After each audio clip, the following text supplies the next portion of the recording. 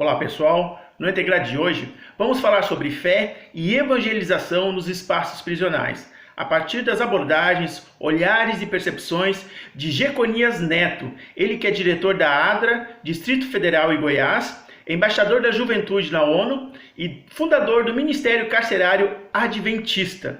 É daqui alguns segundos no Integrades.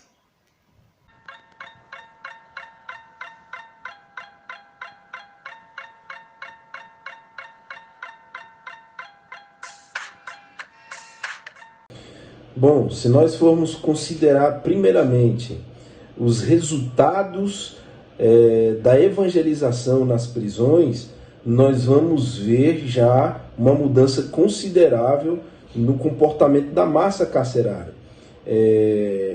Mas, sobretudo, nós precisamos entender que a evangelização, a assistência religiosa nas prisões, ela é regulamentada pela lei, né? Ela é um direito do preso.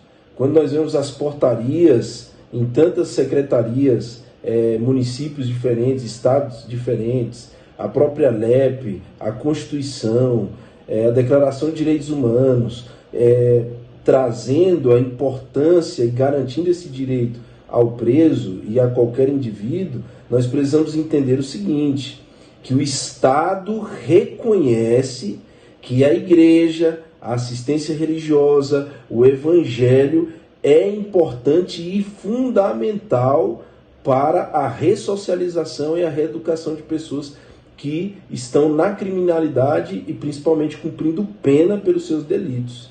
Então o Estado reconhece isso. Isso é bacana de ver, porque o Estado não só vê que a educação é importante, a assistência social é importante, que a família é importante, mas que há algo transcendental que o ser humano precisa, né? E é a religião, e é o evangelho, a assistência religiosa.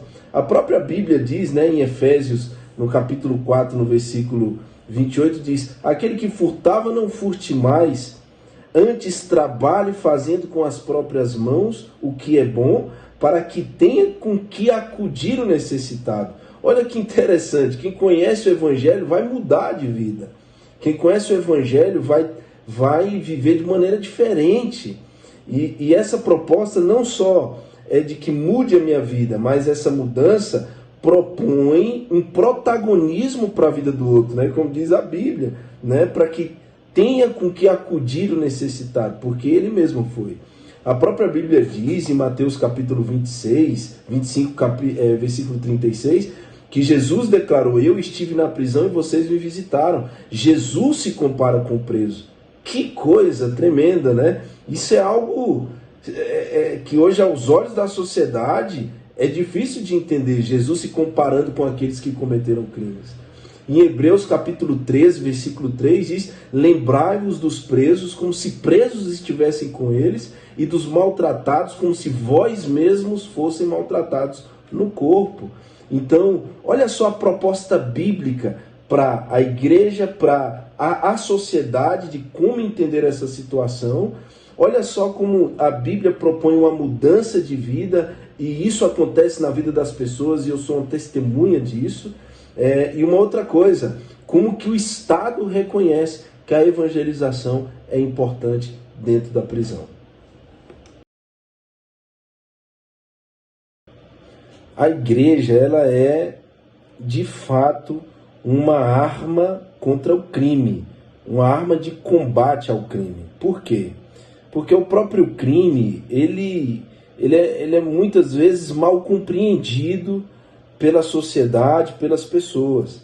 O crime é um sistema, não é só um sistema organizado, ele é um sistema de relacionamento. É um sistema de relacionamento, é um sistema de empoderamento, é um sistema onde a forma de aliciar é dando voz, a forma de aliciar é dando espaço, é dando protagonismo, é uma vivência em comunidade. né? Você não tem, em casa você não é ninguém, ninguém te escuta, você é um adolescente que dá trabalho, na escola você não é ouvido, mas na esquina, no tráfico de drogas, você é moleque doido, sujeito homem. Então isso empodera, isso dá senso de pertencimento. Aí entra a igreja. Por que entra a igreja? Porque a igreja, a proposta de Cristo é que a igreja fosse o corpo dele. E a igreja é composta e o corpo é composto por vários membros.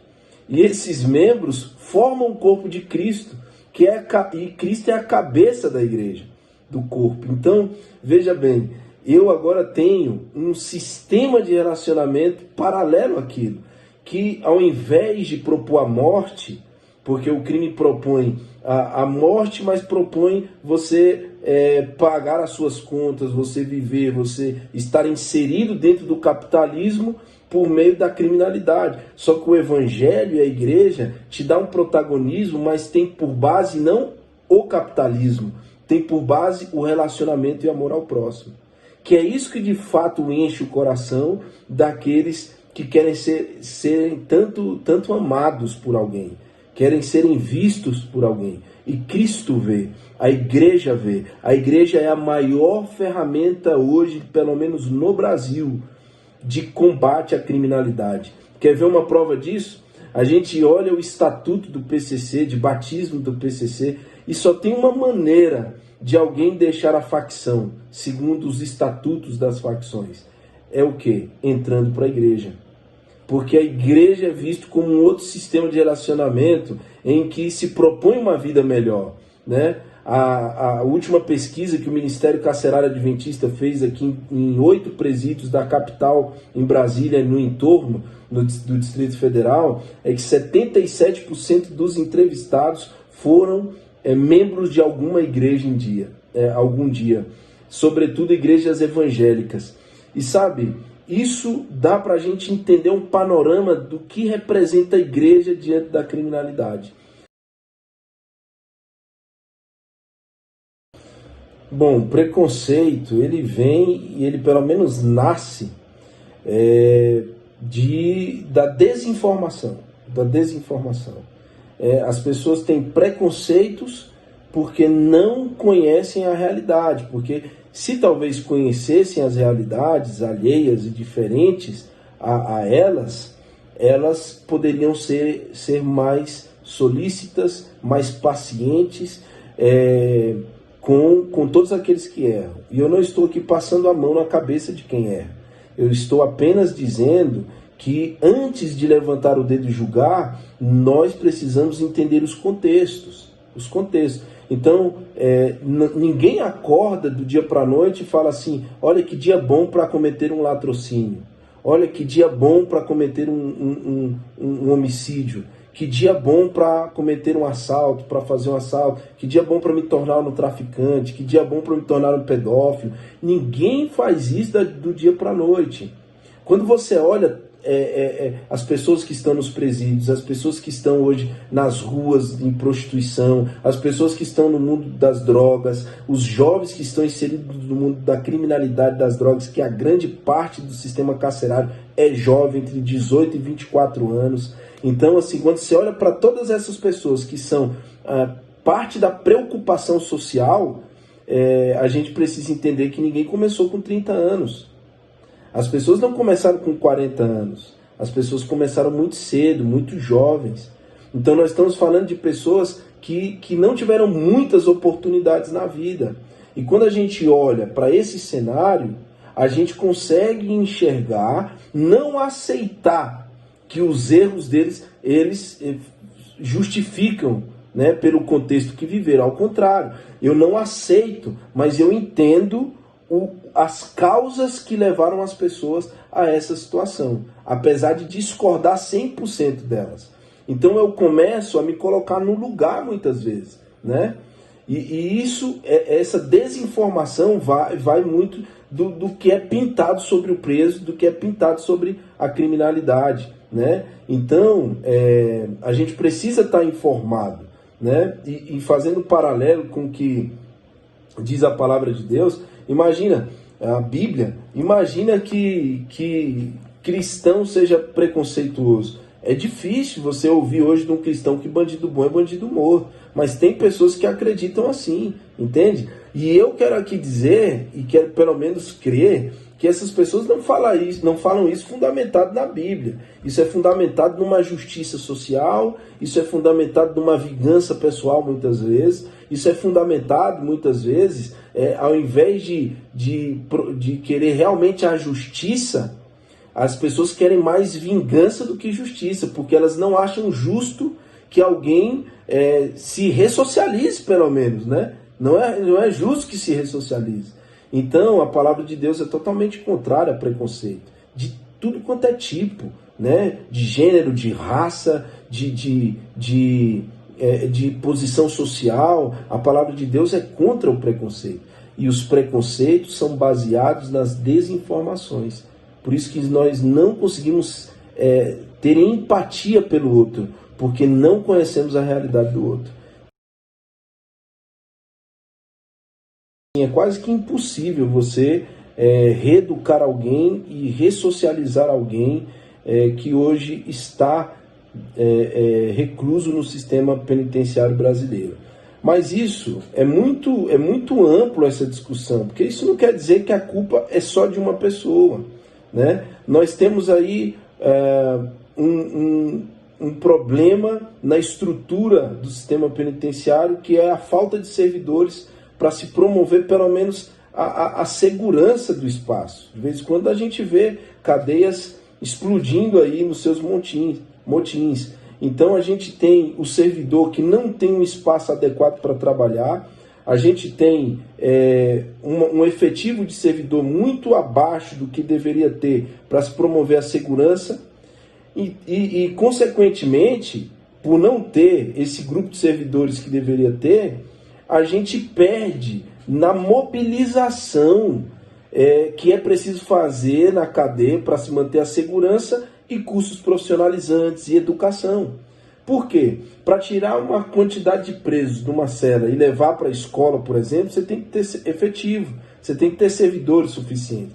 Então, muitas vezes, a gente pega todo mundo batendo, porque o sistema não ressocializa. Mas a gente tem que olhar para o governo. Será que essa é uma prioridade do governo ressocializar? Porque isso não é culpa do policial penal, isso não é culpa do gestor público, entendeu? Isso é uma questão de política pública.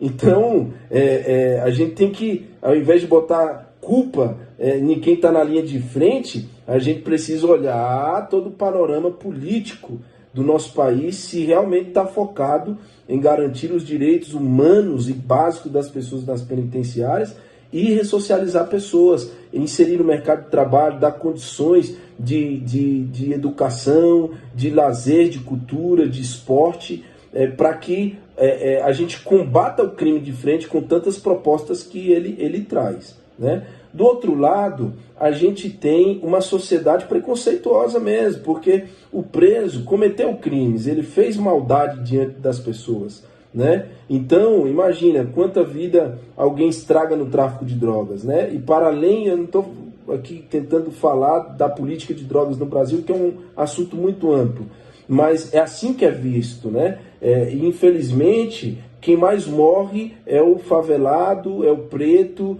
é o negro e é o pobre das periferias no tráfico de drogas. Não aqueles que mais consomem as drogas, que são da classe média e da classe alta brasileira, entende? Então tem um problema aí. Mas, tentando responder, também tem uma meia-culpa que é preciso fazer dos movimentos sociais. Porque os movimentos sociais pegam um estereótipo, o estereótipo mais vulnerável do sistema, aquele que tem mais melanina, aquele que tem o pai que era traficante, a mãe traficante ou prostituta, aquele que é abandonado, órfão, que cometeu crimes gravíssimos e hediondos, e apresenta para a sociedade como se fosse o perfil do preso do Brasil. E não é esse o perfil do preso brasileiro, entendeu? Nós estamos falando de 50% da massa carcerária preso em tráfico de drogas. Nós estamos falando de uma outra grande parte do sistema preso por assalto à mão armada. E uma pequena parte dos presos que estão ali por crimes sexuais e crimes contra a vida, que é homicídio e latrocínio. Então, o perfil do preso é mais parecido com os filhos que estão nas casas hoje das pessoas pobres e que não se envolveram na criminalidade, entende?